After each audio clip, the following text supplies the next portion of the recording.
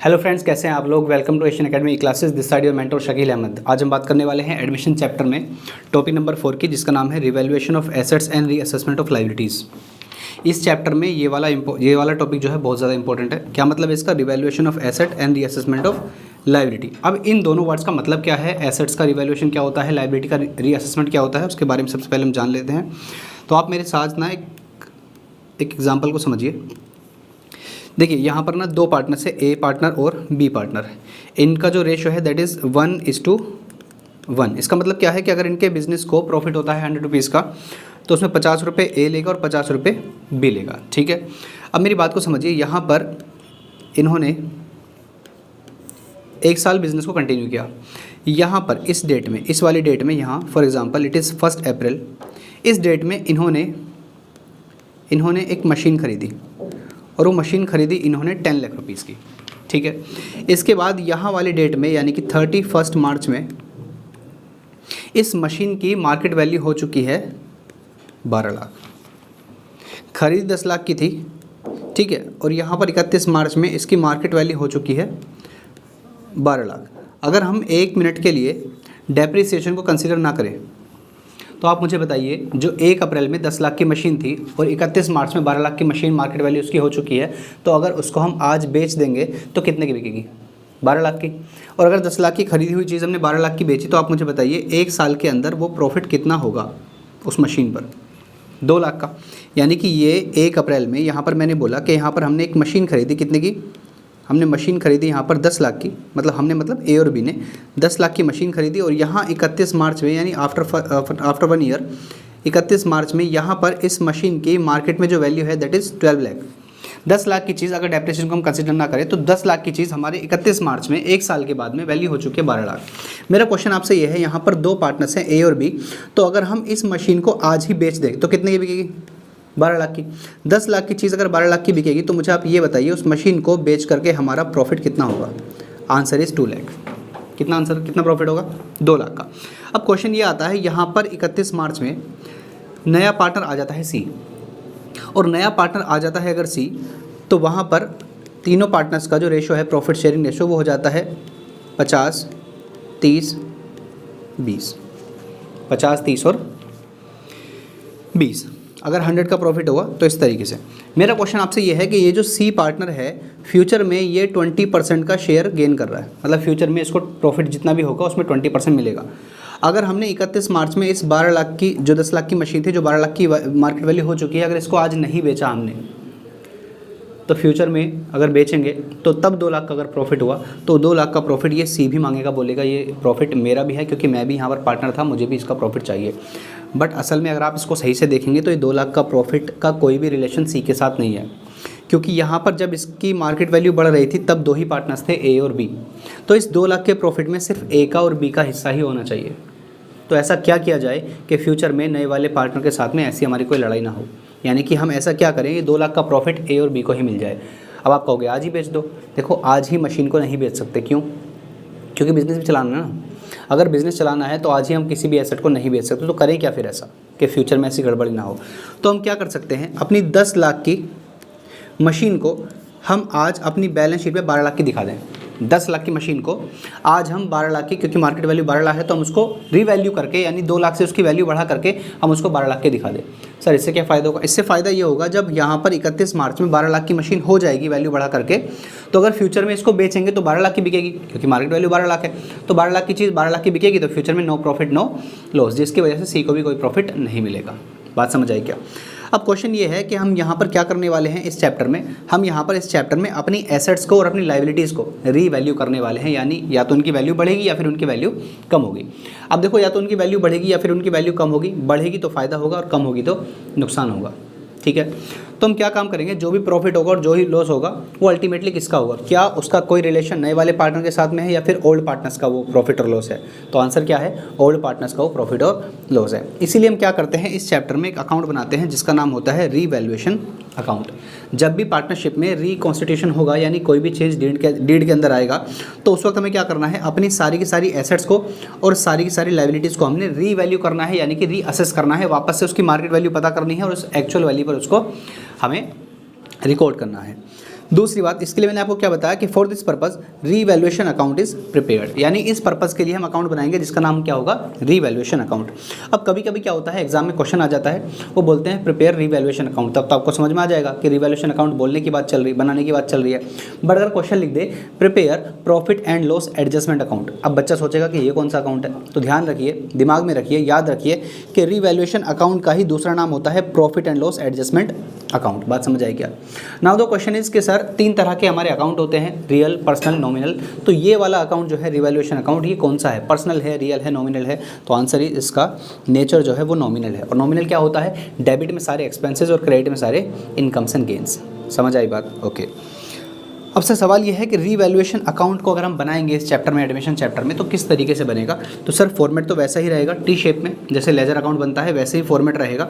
यहाँ पर ऊपर हम उसका नाम लिखेंगे रीवैल्यूएशन अकाउंट। और याद रखिए इसका नेचर क्या होता है सर, इसका नेचर होता है नॉमिनल, यानी कि अगर कोई भी एक्सपेंस हुआ, कोई भी लॉस हुआ तो वो किधर आएगा, कोई भी एक्सपेंस हुआ या कोई भी लॉस हुआ वो किधर आएगा, डेबिट में। अगर कोई भी प्रॉफिट या कोई भी गेन हुआ तो वो किधर आएगा, क्रेडिट में। बस आपको ये ध्यान में रखना है। बात समझ आई क्या? Answer is yes.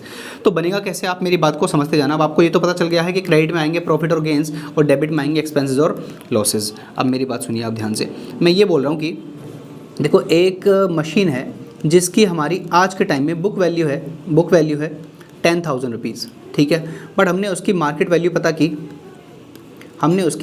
पता की, तो हमें पता चला सर इसकी मार्केट वैल्यू हो चुकी है 15,000।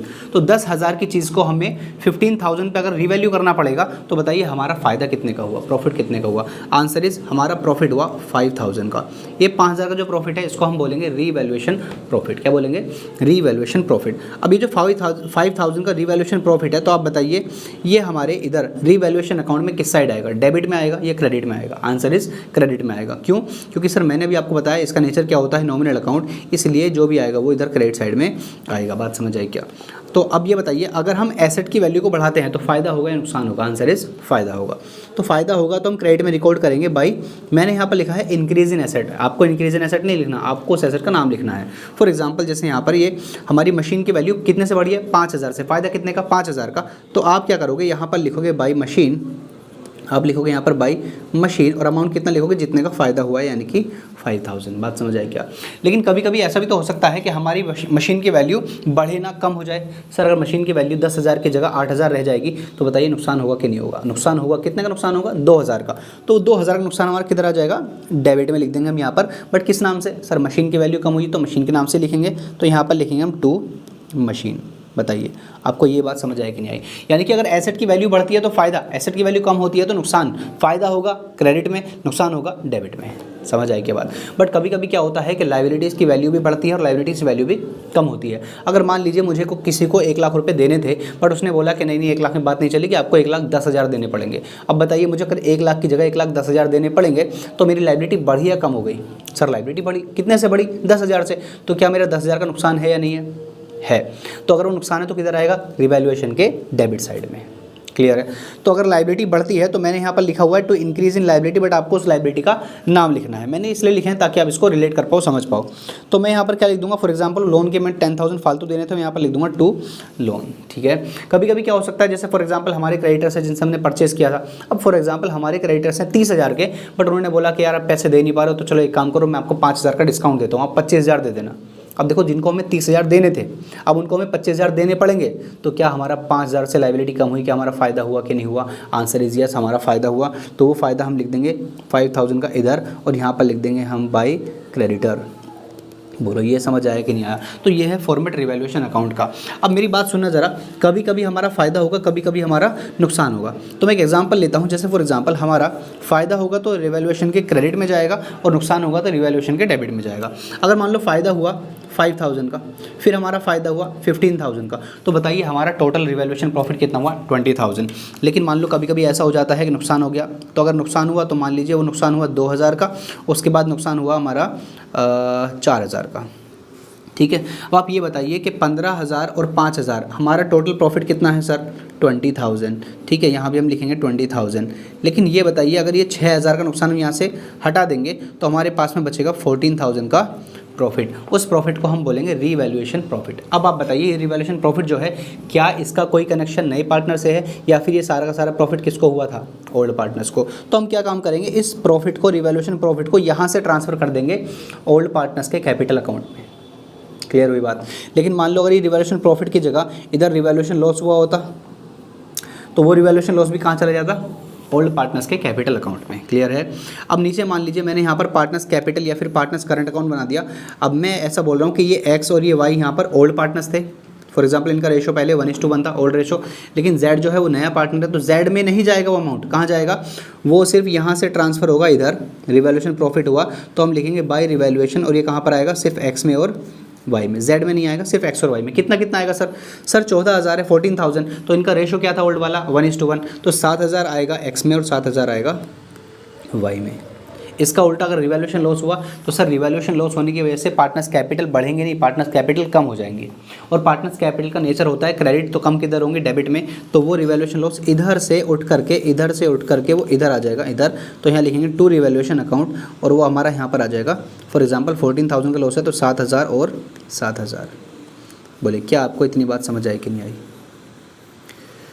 अगर आपको इतनी बात समझ आ गई है तो फिर हम आगे बढ़ते हैं। ये आपको सिखाया मैंने कि अगर आपको अकाउंट बनाने के लिए बोलें तो अकाउंट इस तरीके से आप बनाएंगे जैसे मैंने आपको सिखाया है। लेकिन कभी कभी क्या होता है, क्वेश्चन में अकाउंट की जगह क्वेश्चन बोल देता है प्रिपेयर, ये नहीं, ये तो बोल देगा, बट क्वेश्चन क्या बोल देगा, पास द जर्नल एंट्रीज, यानी आपसे जर्नल एंट्रीज पूछ लेगा रिवैल्यूएशन के टॉपिक की। तो वो भी हमें आनी चाहिए। तो एंट्रीज कैसे बनेगी वो देखिए। अच्छा, क्वेश्चन ये था कि सर रिवैल्यूएशन अकाउंट बनाते क्यों हैं। काफ़ी बार मैंने बोर्ड्स में देखा है कि एग्जाम में क्वेश्चन आया हुआ है कि why do we prepare revaluation account. तो आपको पता होना चाहिए। आप लिखेंगे यहाँ पर in case of reconstitution of partnership it becomes necessary to revalue the assets and reassess the liabilities and show at their true and fair values, यानी जो मार्केट में उनकी वैल्यू है उन पर आप क्या करो, उसको रिकॉर्ड करोगे। so that new partner should not be benefited or nor he should suffer loss, यानी कि नए पार्टनर का ना फ़ायदा होना चाहिए और ना ही उसका नुकसान होना चाहिए। इसलिए हम रिवैल्यूएशन अकाउंट को बनाते हैं और अपनी एसेट्स और लाइबिलिटी को उनकी ट्रू एंड फेयर वैल्यूज़ पे हम रिवैल्यू कर लेते हैं। अब देखो एंट्रीज कितनी ईजी हैं। आप बताइए कि अगर एसेट बड़ी, फ़ायदा होगा नुकसान होगा, फ़ायदा होगा तो फ़ायदा किधर जाएगा, रिवैल्यूएशन अकाउंट के क्रेडिट साइड में। तो अगर रिवैल्यूएशन अकाउंट के क्रेडिट साइड में जाएगा तो आपको एंट्री में भी रिवैल्यूएशन अकाउंट को क्रेडिट करना है। तो एंट्री क्या बन जाएगी, asset account debit to revaluation, यानी फ़ायदा होगा तो रिवैल्यूएशन अकाउंट क्रेडिट होगा, ठीक है, और नुकसान होगा तो रिवैल्यूएशन अकाउंट डेबिट होगा, एंट्री में भी और अकाउंट में भी। उसके बाद अगर मान लीजिए एसेट की वैल्यू कम होगी, डिक्रीज इन एसेट, तब फायदा होगा नुकसान होगा, तब क्या एंट्री बनेगी, revaluation account debit to asset. Revaluation account क्या, तब क्या होगा, डेबिट। बात समझ आई क्या। नेक्स्ट पॉइंट इज, कभी कभी क्या होगा, लाइबिलिटी की वैल्यू बढ़ जाएगी। बताइए लाइबिलिटी की वैल्यू बढ़ गई, फायदा नुकसान, सर नुकसान है हमारा। अगर नुकसान है तो एंट्री क्या बनेगी, revaluation account debit to liability. मैंने क्या बोला कि अगर नुकसान होगा तो रिवैल्यूएशन अकाउंट को डेबिट करना है और फायदा होगा तो रिवैल्यूएशन अकाउंट को क्रेडिट करना है। समझ आ गई बात। कभी कभी क्या होगा, लाइबिलिटी की वैल्यू कम हो जाएगी। सर अगर लाइबिलिटी की वैल्यू कम होगी तो हमारा फायदा है, तब एंट्री क्या बनाएंगे सर, तब एंट्री बनाएंगे liability account debit to revaluation. मैंने बोला कि फ़ायदा हुआ तो टू रिवैल्यूएशन और नुकसान हुआ तो रिवैल्यूएशन अकाउंट डेबिट करके एंट्रीज बनेंगी। तो ये 4 तरह की एंट्रीज मैंने आपको बताई। अब सवाल आता है कि सर ये जो रिवैल्यूएशन प्रॉफिट हमारा यहाँ पर था, ये हमने कहाँ पर ट्रांसफ़र किया, सर ये हमने ट्रांसफ़र किया पार्टनर्स कैपिटल में। बट पार्टनर्स कैपिटल में तभी ट्रांसफ़र होगा जब पार्टनर्स अपनी बैलेंस शीट को, अपनी नई वाली बैलेंस शीट में रिवाइज्ड वैल्यू दिखाना चाहते हैं। सर ये क्या होता है, मैं बताता हूँ। देखिए मान लीजिए ये पुरानी वाली बैलेंस शीट है ए और बी पार्टनर्स की, ठीक है, ये पुरानी वाली बैलेंस शीट है। इस पुरानी वाली बैलेंस शीट में यहाँ पर मशीन लिखी हुई है 10,000 की, ठीक है। अब नया पार्टनर हो गया, सी एडमिट हो गया। सी एडमिट होने के बाद में 1 साल के बाद में नई बैलेंस शीट बनेगी। नई बैलेंस शीट बनेगी किस किस की, ए की, बी की और सी की। अब देखो क्या हुआ कि जिस दिन पार्टनर एडमिट हुआ उस दिन इस मशीन की वैल्यू, मार्केट वैल्यू 12,000 है। तो ये जो 10,000 रुपये वैल्यू है ये है इसकी ओल्ड वैल्यू यानी कि ओरिजिनल वैल्यू, बट जो 12,000 है इसको हम बोलते हैं रिवाइज्ड वैल्यू यानी कि रीवैल्यूड वैल्यू। अब नई वाली बैलेंस शीट में हमें कितना लिखना चाहिए, 12,000, क्योंकि 10,000 की चीज़ को हमने कितने पे रिवैल्यू कर लिया, 12,000 पे। तो नई बैलेंस शीट में हमारी यहाँ पर मशीन कितने पे आनी चाहिए, 12,000 पे। यानी कि यहाँ पर पार्टनर्स अपनी एसेट को रिवाइज्ड वैल्यू पर शो करना चाहते हैं। अब देखो अगर रिवाइज वैल्यू पर शो करना चाहते हैं तो हमें क्या करना पड़ेगा, उस रिवैल्यूएशन प्रॉफिट को या फिर रिवैल्यूएशन लॉस को ट्रांसफ़र करना पड़ेगा पार्टनर्स कैपिटल अकाउंट में। कौन से पार्टनर्स कैपिटल में, ओल्ड पार्टनर्स कैपिटल में। कैसे, मैं आपको समझाता हूँ, ध्यान दीजिए। जैसे मैंने कहा था कि ये रिवैल्यूएशन प्रॉफिट यहाँ से उठ करके कहाँ चला जाएगा, यहाँ ओल्ड पार्टनर्स कैपिटल में, बट ये तभी जाएगा जब पार्टनर्स नई वाली बैलेंस शीट में अपनी एसेट्स को, पुरानी वाली एसेट्स को रिवाइज वैल्यू पे दिखाना चाहते हैं, यानी कि 10,000 की थी 12,000 उसमें रिकॉर्ड करना चाहते हैं, ठीक है, तब ये ट्रांसफ़र करना है, चाहे रिवैल्यूएशन प्रॉफिट हो चाहे रिवैल्यूएशन लॉस हो। बट सर अगर वो 10,000 की जगह 10,000 ही दिखाना चाहें, मतलब मशीन 10,000 की थी, आपने रिवैल्यू 12 पे करना चाहते हो, बट आपके पास ऑप्शन है कि आप बैलेंस शीट जब बनाओगे तो वहाँ पर या तो 10,000 की वैल्यू दिखाओ मशीन की या 12,000 की दिखाओ। तो पहला ऑप्शन क्या था, 12,000 की दिखाओ, तो उसको क्या बोलते हैं कि पार्टनर्स रिवाइज वैल्यू पर अपनी एसेट्स लायबिलिटीज़ को शो करना चाहते हैं। बट अगर 10,000 की चीज़ को, 10,000 की मशीन को नई बैलेंस शीट में 10,000 की ही दिखाओगे, इसका मतलब क्या होता है कि पार्टनर्स अपनी एसेट्स और लायबिलिटीज़ को ओल्ड वैल्यू पर ही दिखाना चाहते हैं। दोनों केस में प्रॉफिट ट्रांसफ़र करने की, लॉस ट्रांसफ़र करने की अलग अलग एंट्री बनती हैं। अब देखो एंट्री कैसी है, मैं आपको बताता हूँ।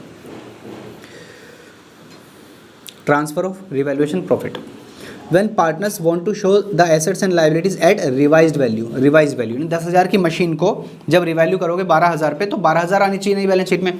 तो अगर पार्टनर्स 12,000 ही दिखाना चाहते हैं, तब आपको क्या करना है, revaluation account debit to old partners capital profit को ट्रांसफर करने के लिए, ये जो रिवैल्यूएशन प्रॉफिट इसको ट्रांसफर करने के लिए एंटर आप क्या बनाओगे, revaluation account debit to old partners capital. यानी प्रॉफिट ट्रांसफर करने की वजह से पार्टनर्स कैपिटल कम होंगी या बढ़ेंगी, बढ़ेंगी, इंक्रीज होंगी। तो अगर पार्टनर्स कैपिटल कभी भी बढ़ता है तो आप उसको क्या करते हो, क्रेडिट, और कम होता है तो डेबिट। तो रिवैल्यूएशन अकाउंट का प्रॉफिट यहाँ से जाएगा डेबिट से, और कहाँ चला जाएगा, ओल्ड पार्टनर्स कैपिटल में इन द ओल्ड रेशो। समझ आ गई बात, ओके। बट कभी कभी क्या होता है, पार्टनर्स अपनी एसेट्स और लायबिलिटीज़ को रिवाइज वैल्यू पे नहीं दिखाना चाहते, बल्कि वो अपनी ओरिजिनल वैल्यू पे ही दिखाना चाहते हैं बैलेंस शीट में, नई वाली में। जैसे 10,000 की मशीन थी, अब उनके पास ऑप्शन है या तो 12 पे दिखाएं या 10 पे ही दिखाएं, तो वो 10,000 पे ही दिखाना चाहते हैं नई बैलेंस शीट में। अब ऐसे में क्या करें सर, ऐसे में प्रॉफिट तो ट्रांसफ़र होगा नहीं पार्टनर्स में, तो क्या करना पड़ेगा, हमें करना पड़ता है फिर एडजस्टमेंट। मतलब सर जो फ़ायदा हमारा नए वाले पार्टनर का फ्यूचर में होगा, उससे आज ही पैसे ले लो। अरे अगर फ्यूचर में इसको बेचेंगे मशीन को तो फ़ायदा होगा तो सी को भी मिलेगा, तो वो जो फ़ायदा सी को उस टाइम होगा तो वो पैसा आज ही उससे ले लो। तो देखो एंट्री क्या बनेगी, न्यू पार्टनर्स कैपिटल या फिर करंट अकाउंट डेबिट। कोई अगर गेनिंग पार्टनर तो वो भी डेबिट हो जाएगा, और यहाँ पर आ जाएगा टू सैक्रिफाइसिंग पार्टनर, यानी प्रीमियम फॉर गुडविल की जो एंट्री बनती है वही एंट्री यहाँ पर बनेगी। सेम, समझ आ गई बात। अब देखो इन दोनों की उल्टी एंट्री बनेगी रिवैल्यूएशन लॉस के लिए। अगर रिवैल्यूएशन लॉस हो जाता है और पार्टनर्स रिवाइज वैल्यू पे दिखाना चाहते हैं, तब आप एंट्री बनाओगे old partners capital account debit to revaluation. But अगर पार्टनर्स ओल्ड वैल्यू यानी ओरिजिनल वैल्यू पे दिखाना चाहते हैं, तो आपने ये जो प्रॉफिट के लिए एंट्री बनाई थी ना, न्यू पार्टनर्स कैपिटल या करंट अकाउंट डेबिट, ये वाली gaining partners current account debit to sacrificing partners capital, तो ये रिवर्स एंट्री बन जाएगी, सैक्रिफाइसिंग डेबिट हो जाएगा और वो पार्टनर्स हमारे क्रेडिट हो जाएंगे। ठीक है, अब ये एंट्री क्यों बनती है, इसके पीछे लॉजिक है, बट लॉजिक मैं अभी यहाँ पर ऑनलाइन तो नहीं समझा सकता हूँ, मतलब टाइम काफ़ी लग जाएगा उसमें। बट अगर आप चाहते हैं कि भाई इसका लॉजिक भी समझाओ कि एंट्री क्यों बनती है, तो आप कमेंट करके बताइए मुझे, मैं इस पर अलग से वीडियो बना दूंगा। बट एग्जाम पर्पज़ के लिए आपको बस इतना ध्यान रखना है कि कब कौन कौन सी एंट्रीज बनेंगी, और जब लेजर अकाउंट बनाएंगे तो लेजर अकाउंट में हम पोस्टिंग किस साइड कहाँ करने वाले हैं। ठीक है, तो इस वाली वीडियो में इतना ही। नेक्स्ट वीडियो में हम इस वाले टॉपिक पर, रिवैल्यूएशन वाले टॉपिक पर एग्जाम्पल्स भी कवर करेंगे। ठीक है, उसके बाद में आपकी डीके गोयल की बुक के questions and TS Grewal ISC के क्वेश्चंस भी, इंपॉर्टेंट क्वेश्चन जितने भी होंगे सब मैं यहाँ पर कवर करने वाला हूँ। ठीक है, तो आप चैनल को सब्सक्राइब कर लीजिए। अगर आपको इस चैप्टर के नोट्स चाहिए तो आप टेलीग्राम पर जा सकते हैं, टेलीग्राम का लिंक आपको डिस्क्रिप्शन में मिल जाएगा। ठीक है, ओके, एंजॉय करिए, पढ़ाई करते रहिए, बोर्ड्स आने वाले हैं, एग्जाम्स ज़्यादा दूर नहीं है, पास में ही है, तो आपको तैयारी करनी है अच्छे से। ठीक है, okay, all the very best and thank you for this. जय हिंद, जय भारत।